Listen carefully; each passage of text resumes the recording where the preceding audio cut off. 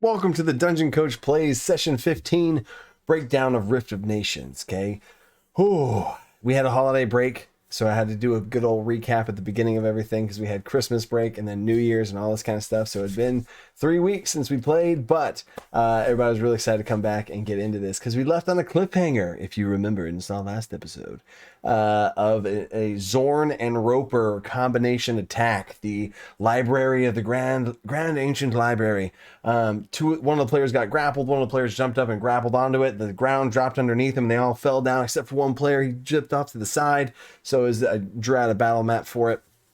And it all kind of happened in the same little pocket, but I had a whole big thing waiting to see if something happened. But there's enough stuff going around, and it was a super epic combat. So basically, to set the stage for, let me say this, how I thought the session was going to go, and then how it went, was actually right on point this time. I knew I was going to start off with a combat. I knew there was going to be some sort of combat, which was the one we left off on at the end of last session, so that's obvious.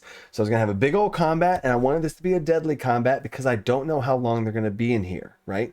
I know my players have 24-hour shot clock, right? They have 24 hours to be able to get in here and get out.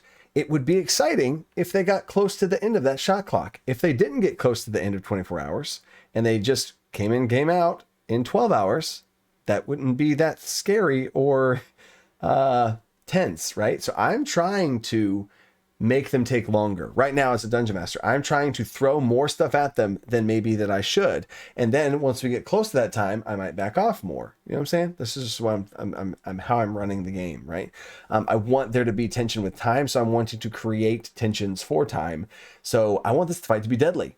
If this fight was later on and they had encountered this fight or went this way, this is a whole big dungeon. I have no idea where they're going to go. If I threw this at them later, I might have had a less of a difficult encounter. I would have shaved off some hit points. I would have not have as many abilities. I would have not had as many attack in the first place. There are 4 Zorn and 2 Ropers. When I say Zorn and Ropers, that's just to give you the idea visually of what it is. I completely homebrewed the whole thing. They had 30. The Zorn had like 30 health and the Ropers had like 80. So I have no idea what they do in the normal, monster manual or whatever. But I knew there was going to be a fight. And then after that fight, they were going to go somewhere. And that's about as much as I knew. And they're going to go somewhere else in the dungeon. I have the whole dungeon prepared, so I'm ready. So it was a pretty simple game prep for me. I was pretty much ready. I prepared the whole dungeon. So now, what actually happened? The fight, to give you guys a setup for the fight, the mechanics of the fight are the Ropers had two actions for their action economy of actions and 1 bonus action. They had 3 different things they could do with a bonus action of a simple grapple, a moving creatures around, something like that, or tensing their tentacles onto an already grappled target for 1d8 automatic damage. Oh my gosh, that's not fair. It should be a save or it should be an attack roll. No, they're in the tentacle and they squeeze them. That's it. It's just a 1d8 damage. Calm down. It's okay. So, and that was a bonus action. And usually I didn't choose that one. I wanted to grapple people. I wanted to move people around, right? So I didn't even use that one as much. Then they had 2 actions or 2 attack actions they could do. They had a tentacle attack, which if it landed, they would be grappled and restrained. I, on the fly, changed that to just grappled because there was a whole bunch of stuff that happened at the beginning of combat. And I was like, oh, wow. This main player Q, the Metal Warforged, is in a really rough spot. So I changed it away from restrained because it also would feel bad to have the players like, oh, I can't do anything. So then they have to like spend action economy to get free. And this is the main thing they do. So that wouldn't have been as fun. So I wanted to let the players be grappled, which has other negative side effects. You get the automatic damage from the things. You can whatever. But I wanted them to still be able to do stuff, right? So I changed that on the fly. Literally on my sheet, I said grappled and restrained. And I was like, no, never mind. And then as an action, they also had a bite. Their tentacle attack was a 1d8 plus 5, and they're grappled. And their bite attack was a 2d8 plus 5, and it's just more damage, right? Also, if any of these creatures attacked Q, the Metal Warforged, it dealt an extra 1d8 damage to specifically him. Their teeth and everything are designed to eat metal and gems and diamonds and precious materials, right? Minerals, right? They're burrowers. So it would affect him more. So I'm targeting him. Ooh, how unfair is that? But It ended up working out really well. So that's the ropers, and then the Zorn creatures, the burrowing people. I had an ability where they have like, oh, if they burrow, then they can move without opportunity attacks if they're while burrowed, and they were basically invisible while moving through the ground because they like blend into the ground and had this really interesting complex mechanics of movement for them that I immediately scrapped as soon as the fight started. I'm like, that's dumb. That's not going to add to this fight. We have plenty of stuff going on here. This is going to be exciting. I don't want to focus on like, oh, you can't see them because nope, too much. And they already have 2 NPCs that are in the group as well that I'm also having to run. So like, nope. So I instantly chopped that, and they just became moving around, biting, and they could if they bit, they could move people because their entire goal was to get the people to the ropers. So the rope, or within range for the ropers to grab them and eat them. They were like feeding the ropers because the ropers were immobile and they were just going to attack stuff, right? So that was the stage of this that was set up and everything. And boom, the combat happened. And to give you the highlights of that combat, it was super awesome, super epic. 2 players went down as far as like went unconscious. And okay, so to give you the play-by-play, what the dungeon coach plays play-by-play. Let's go. Let's break this thing down. Not to go play by play, but the highlights, like I said, is the Clara, the artificer, was tangled up in the roper number 1 the whole time. There's a roper on the right, roper on the left, up top, and there's a canyon of a fallen in like trap, like rubble crater type situation. So Clara's in roper number 1's vine or tentacles the whole time, pretty much. She's like trying to do stuff the whole time. I'm going to look at her character sheet and probably talk with her afterwards about what could possibly she have done else besides attack every round. I want her to feel empowered to make creative, cool choices, and all she felt like she was able to do was just make attacks. I didn't want to in the moment be like, hey, so what else can you know what I'm saying? I want to probably look at her character sheet. I'll send her a message or something, be like, let's see what we could make you do as bonus actions. Because she can Hunter's Mark because she's multi-class into Ranger. But you know, what else can you do? I want her to be able to do stuff as bonus actions more than just attacking, especially even when she hits level 5, she can attack twice. I want there to be more there to be able to give her some creative freedom there. That's a note that I made. So the whole fight, she's just attacking the roper, and that was it. And then from the other player's perspective, Q, the Warforged Barbarian, he was grappled between the 2 ropers. He was grappling onto one roper to try and save Clara, and the roper was grappling onto him to pull him off of that. So he's like Hercules in the middle of both of the sides of and like stuck in the middle of everything. He's a wild magic barbarian, so he did the wild magic roll. And with my new wild magic barbarian dungeon coach method only, like it's a whole homebrew thing. I'll have a video about it sometime. But he had this fire shoot out from me, caught on fire, and it was really crazy. And they had he just literally, his arms caught on fire, and he tried to send the fire through the vine, through the tentacles of the creatures. It was super cool, creative option there. He kept getting attacked and bitten, and these creatures kind of go after him. He just gets attacked and bitten. He was last in initiative, so he wasn't able to rage yet, and he got a whole bunch of damage done to him before then, and then he was in a rough spot. So I think on around 2 or 3, he goes down. He is down in the mouth of a roper. He makes a death saving throw, succeeds on it. The roper's turn, they have 2 attacks. I made 2 attacks against him. Like I did. I'm not going to pull punch and be like, oh, okay, he's going to eat Clara, the artificer now. He's going to, no. He has an unconscious metal. That's what they eat and live off of. They're going to eat the metal person. So I said that. I was like, I'm making two things here. One of them hit, automatic death saving throw failed. The other one missed. I rolled like a 2. So I described it, the entire process of biting. The first part was getting it situated, and he starts eating into this thing now. And I even said after that, I said, now he's there. You're in its mouth. There's no more attack rolls. He's eating you from now on. I wanted to step it up. Like I missed the second attack because it should have been a hit, but I was like, no, this is what would happen. I know, oh no, it should make attack. It's an unconscious body that's sitting in the mouth of the roper. You're going to fail a death save. You know what I'm saying? So that they're like, okay, I get it. And this spurred Darius into action. Darius is the druid / warlock nature bender type person. And he got vines, shot vines. And this is a magic system, a homebrew magic system I'm using. I could do a whole, I'm scared to do a video on it because it's so cool and epic. but he shot vines out from a location near him, shot vines out to grab him and pull him out of the jaws of the monster. Super epic move. He'd never done that before. He had to roll for it and stuff. He rolled high enough for it and it all worked out. And he pulls him out of the jaws, but he's a Warforged and nobody can heal a Warforged except for Clara, who's currently grappled by that same roper. So it's a rough spot. Clara was maybe in a position to try and get to him and like heal him while they're both kind of moving around and stuff, but that would have been rough. So Darius he pulled them out of there, and they have two mech boosters, you can call them, which is basically a mech only healing potion. They have 2 healing potions and 2 mech healing potions, only usable on Q.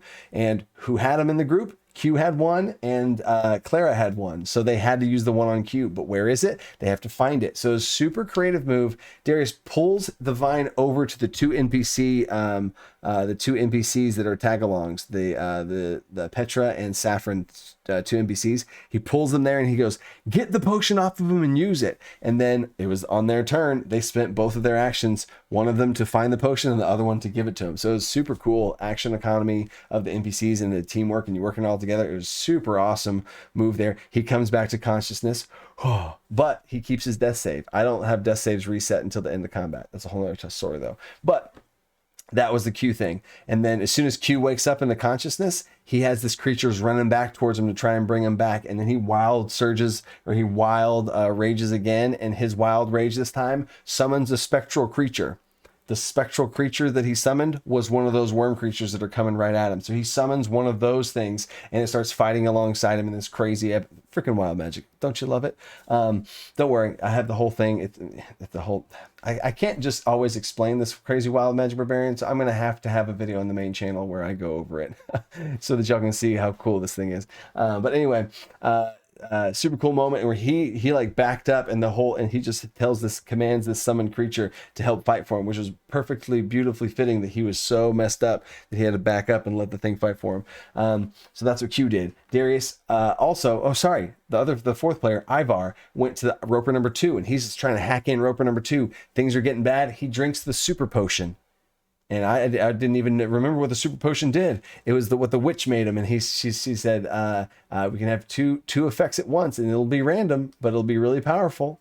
And he chose to use it right now because the fight was this bad. As soon as he used that potion, I went like, little fist bump for myself, because I'm like, it's bad enough for them to want to use big resources that they only have one of. So he drank this potion and he rolled 2 d20s and had 2 random magic effects on there. And it was absorption and earthbending.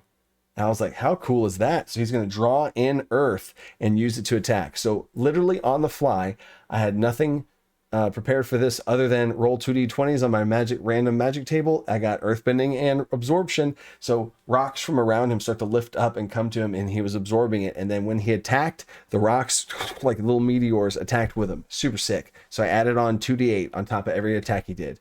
I came up with that completely on the fly. The fight was looking pretty bad, so I chose 2d8 instead of just 1d8 because he uses a d8 for a weapon. I thought I'd just give him extra weapon die. It made sense. I was like, things are looking bad. Let's have it be 2d8, right? And that's the type of stuff that I love to have in these like gray area moments whenever you're like in the middle of combat. What's going to happen? What makes sense? This makes sense. Go for it. Let's see what happens. You know what I'm saying? So that was super cool. Some epic moments of him attacking stuff with all the rocks flying all over the place. And then he goes unconscious because he's soloing this roper on the side. The one strategic move that was not good by them is they split damage evenly between these 2 ropers. Eventually they hack down the little Zorns that are running around. They clean those up, but these 2 ropers with 80 health each, they got them down to 2 health and 3 health. So they evenly worked them both down just from whatever things were happening. Understandably so. It's not like they did it on purpose. And they got it down super low. Ivar goes unconscious. Darius does the same epic move where he vine grips him out of it and pulls him down. And then one of the NPCs can heal biological creatures. Couldn't heal Q, could heal Ivar. Brings him back up. He's fine. But he failed a death save because I knocked him unconscious and then bit him for a death save. So he got messed up. And then ultimately they were able to finish up the fight. They got all the rest of the Zorns died. The big final blow. excuse me, Saffron, the NPC, threw a dagger to kill the one that that took Ivar unconscious, and Saffron is Ivar's like in-game girlfriend NPC, so she like avenged him in that way, so that was super epic. And then Q, in a great roleplay moment, Q in combat sees things and then repeats them. If you go do this, that means I'm going to do this. If you perform this strategy, I will also perform this strategy. He's a very monkey see, monkey do type of Warforged. And Saffron threw a dagger to kill that one. I'm going to throw a dagger to kill that one. And he throws a dagger, it makes the attack roll, exactly hits, has to roll the dice. He has a 1 dexterity modifier. He has a D4. He's got to roll a 2 or higher to kill this thing on a D4. I say all this out loud before the roll happens. I love hyping up moments like this, especially the big final one. He rolls a 3, kills the thing. Awesome, done. And the description was he throws this crappy little dagger that just flip-flops through the air. He has no idea how to throw daggers. His spirit creature, the spirit worm that he had summoned through his wild magic, leaps up into the air as the dagger flip-flop, crappily thrown, passes through, and all the energy from the spirit spectral creature charges into the blade and just zaps into the final roper, sizzling it alive. So it was a really, really cool fight, really, really fun, and deadly enough. I liked the level of deadly that it was. It was hit exactly how I would have wanted it to go, and it was a good fight. It was a good fight. Mechanically intensive, lots of different stuff. Everybody had their little moments. It was cool. So now then, the rest of the session. Now, where are they going to go? They're in the library. I didn't have anything planned for loot in the library. I just want to see what they're looking around for. So on the fly, I came up with one of them rolled high enough, so I gave them. I have this like list of important loot. Actually, here we go. Let's go to this thing. This is my Notion list here. Session 15, this was the Zorn fight. There we go. I had another thing on a piece of paper. But if you go to the ruins here, they're in the ruins. I scrolled down to important loot. Rewards. Here we go. Main loot. See that right there? I saw ancient book on Avatar of Nightmares, the cursed one. I was like, it's a book. That makes sense to be in a library. Here you go. And there, I gave them that book. And so they got this book, and I gave little things, and there's a little clue here about something that was going to be coming up in the future. So that was cool. And I gave them that book. Done.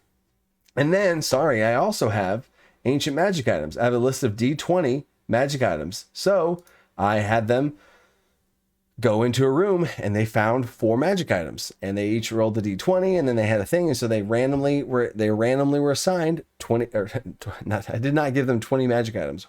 I gave them 4 magic items, which they haven't gotten a single magic item all campaign so far, really. They've gotten tools that could be viewed as magic items, or like things that they can do. And they have found, I guess, 2 magic items from one of the fights. So I've given them 6 magic items in total, and this is session 15, right?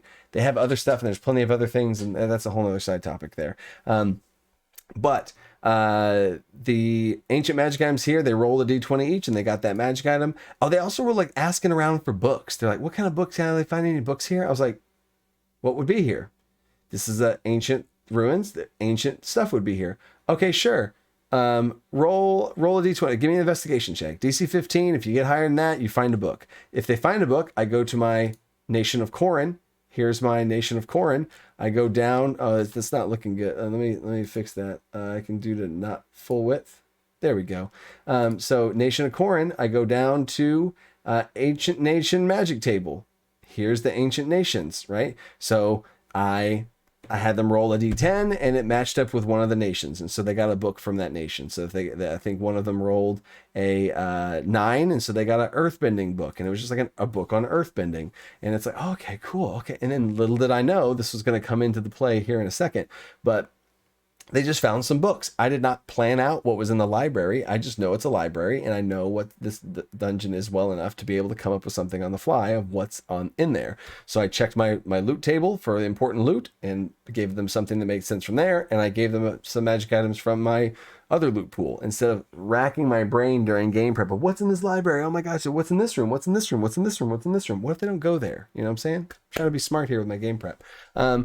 So they get that stuff. They play around with the magic items for a little bit. That's always fun. I don't tell them what these magic items do. I do not tell them. They get to play around with them. So they had a whole bunch of just playing around with these magic items to kind of figure out what they do. So that was really fun. Because I hate the identify spell. I use action attunement, so they attune to the item as an action, and they get to choose that. And they're like, okay, I'm going to tune to this. And then they start to get a little idea of what it can do. And then they can like press with it. And I was like, you can activate it by doing this. You don't know what it does. And then they do it and see what happens. You know, I love that type of exploration. It's so fun. And then they continued on in the dungeon. Where are they going to go? Right. So they chose to go to the temple. Oh, do I have the, no, I don't. So they went to the 10 nation throne room type situation, and it was this big puzzle room. It was a puzzle room where I had 10 symbols of the 10 nations, the ancient 10 nations, not the current 10 nations. The players don't know that there are 10 nations currently that's been whittled down to 4. They know of about 7 if you've kept up with this series, but there is a current timeline of 10 nations that are being erased and forgotten about, and it's down to 4. This is an ancient civilization from another cycle back, like rewind even further. There were 10 nations before the now current 10 nations, if that makes sense. So these are the ancient 10 nations. There's 10 different symbols, and then there's 10 different statues, and they have to match the statue to the symbol. The symbol is like a vague version of what that would be. It's like a brain or wings or whatever. And the actual abilities of the statues are somebody flying or somebody going like this. So it's a physical version of, like, if I said, what is this?